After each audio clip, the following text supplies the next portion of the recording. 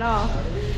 Hey everyone, welcome back to Acres of Clay Homestead. I am on the farm today with my little kitten that I've missed. We're helping Dad dehorn cattle and move them around.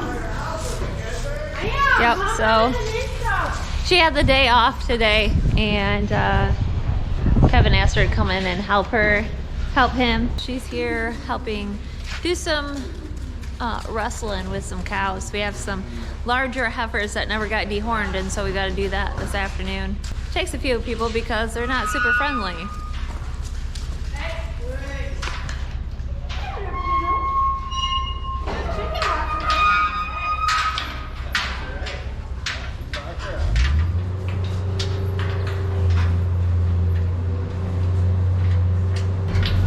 Well, today we're having fun. He's got a toothpick in his mouth because he's a real farmer. Yeah. Hi, buddy. Wants her egg. She does. What do you call that? Call that the horn crimper. This is a horn crimper? This is actually called a guillotine dehorner. Well, we don't call it that around here. We call it the crimper. The crimper? Grab the crimper. We don't call it grab the guillotine. So this is actually an antique that we came across, and it actually works quite well. Yeah. For ones that don't get dehorned earlier in life.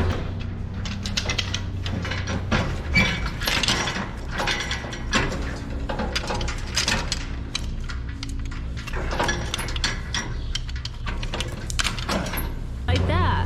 Sometimes there's a little blood, and you can just put like some cornstarch over that. That's what we like to do.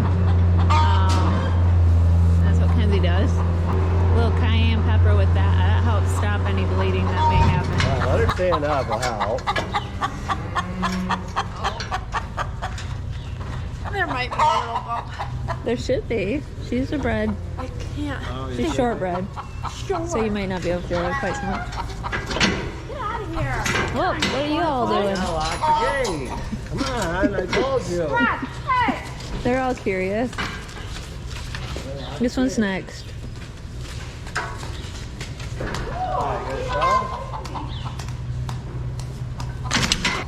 They're all done. I found her up. See how nice she is.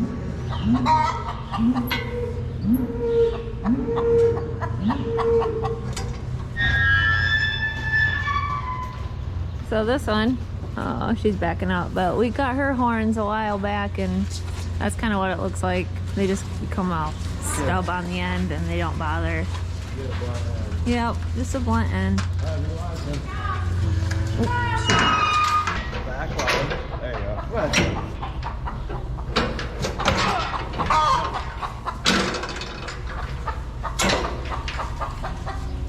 This poor chickie, she just wants to lay her egg.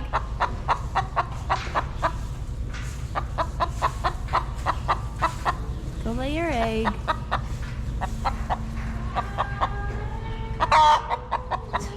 Bring all these back and bring out and see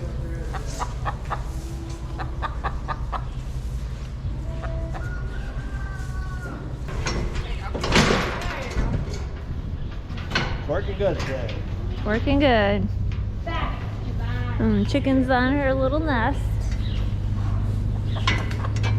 Holly.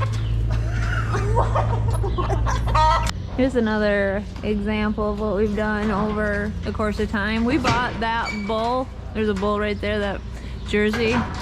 He had a nice set of horns, but he wasn't very nice with his horns, so we clipped them off, and you can see how nice they've healed. And I know a lot of people will give grief about how we're doing it, but it's just something that we got to take care of, otherwise they could cause more harm than good.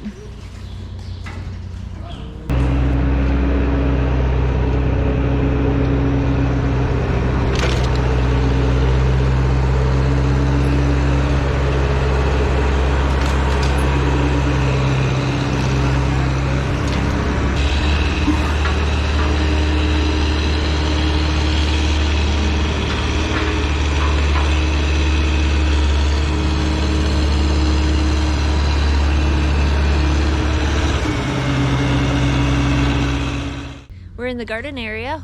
Well, not my garden. This is where Mackenzie had her garden. I don't know if you remember that from last year. Oh, sure they do. Sure they do. Look at my strawberries. But yeah, she's thinking about a garden, I think, at her place. So I'm gonna have to transfer all this over. Well, maybe your not. hollyhocks look really good though. Here, let me turn you around. My strawberries look like me. Or do Strawberries look good. They should be covered Yeah. because they shouldn't be growing too much yet. No. But those are her hollyhocks. And my little, Lavender. That looks like winter savory. I had grown something. Is that winter savory? I think so. I ate it because I grow it. You're not even pointing at me. You eat it because you grow it? Oh, so nice. Look at all this parsley. This would, actually, you could pick this and use it. And I might do that for supper tonight. We're having spare ribs though, so. Spare ribs and you didn't invite us?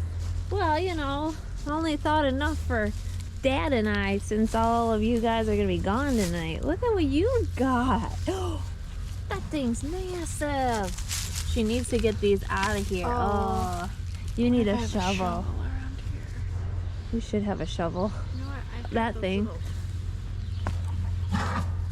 So these are parsnips. They sweeten if you leave them in the soil over the frost. So, but you want to get them before they start growing in the spring. Otherwise, they kind of turn woody Taste a little.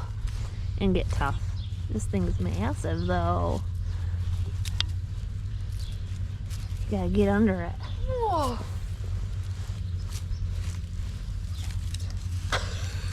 It's like buried treasure. Never had one this big.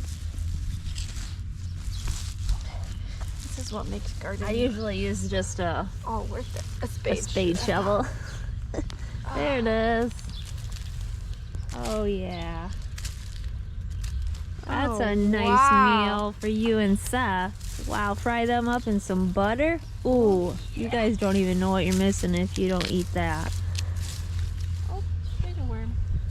Put them back in the ground. I should go fishing. You wanna go fishing? I should. I should Yeah. dig up some worms. Find a lake. Go fishing. Have you ever grown them this big? Yeah. Oh. Oh. Mine are, Oh. mine are bigger. Mine Oh are yeah. bigger. Ooh, that's a good one too. Woo! Here's the parsnips that she harvested.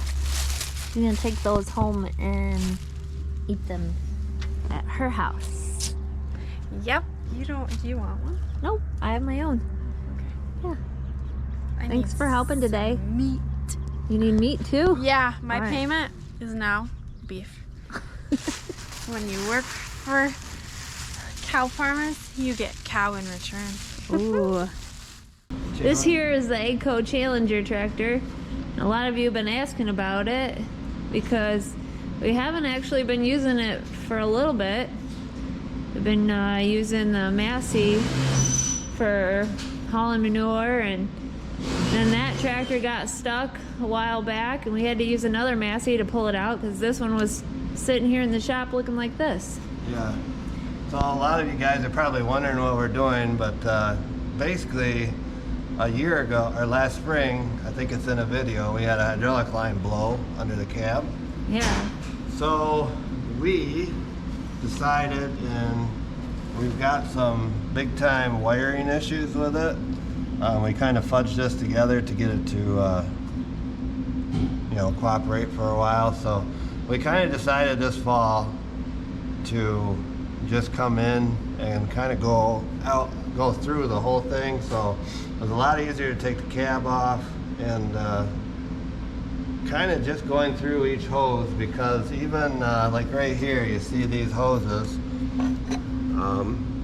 The coatings are gone, and then there's right here, this one's about through. So we're kind of taking it just each hose at a time, and then So these are mostly hydraulic hoses that could eventually have blow, and they're no fun when they're under the cab to get. And the cab's not on these tractors. Actually, I mean, probably an hour hour and a half, you can have them off. They're not too hard to get off. So we're just we stripped it down, and we're just gonna rebuild it, you know, check every line, and like I said, all this wiring. We talked about getting a new harness, but I don't know if we need to go to that extent, because we've done, like these here, we've replaced all the plugs on the end, and oh, which one? One of these here. You know where they all go? Yeah, they're pretty easy. So I'm trying to think. There's another line. Maybe that plug there is hanging on by a wire. So what happens is these wires, the coating comes off, and Agco for a while there had some trouble with poor wires. The coating kind of dries out and gets brittle. So we just figured with the cab off, and you just figured take the cab off. Be a lot easier to work on. That way we can get it in. We're gonna open all this up and see if we find any more issues. Are you having issues as far as wiring? Well, we did 3 years. When was that? We had some trouble with these wires here because they would touch each other and then it'd short out and it wouldn't move. So we had to separate them. We put a tube around them. That got us by, but it had to at some point either it needed attention. Yeah. So that's what we're doing. 2 of the fuel tanks, the support underneath, Rhonda will show that to you. Yeah, I'll show you what those look like, but yeah, that's why we took the fuel tank off. Do you have to take the cab off to get the fuel tanks off? No. Oh. But to get to the wiring, and then all these hoses that lay through here, I mean, there's a whole slew of them. And, just doing some maintenance before the spring field work starts. That way there's no surprises. Yeah, and makes things easier sometimes. But yeah, we're just trying to kind of preventative maintenance, and I know it's kind of big time serious. You know, some guys will just trade it off and then let the next guy deal with it. And I don't know. This is a good tractor yet, and I don't want to put all these problems onto someone else. No. Today's such a beautiful day outside. It is the middle of February and it feels like it could be March or April. It's in the 40s, the sun is shining, there is no wind, and it's just gorgeous. So today I'm gonna get kind of ahead of schedule and I'm gonna get my chicken coop cleaned out. I do a deep pack, so I only clean it about twice a year. I just keep adding to it new straw, or what you might see in some of today's deep pack is actually recycled paper that's been shredded. And that seems to work really good too. I got it from a local business that shreds lots of papers, and I thought it would be great just to use it in here, use it in my compost.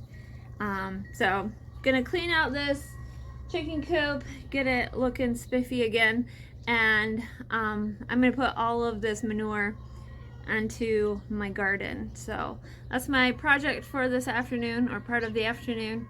So this is the before picture. You can see it's all over, and there's more. It's deeper here where they roost every night, and so it's gonna be deeper there, but over here it's not quite so deep.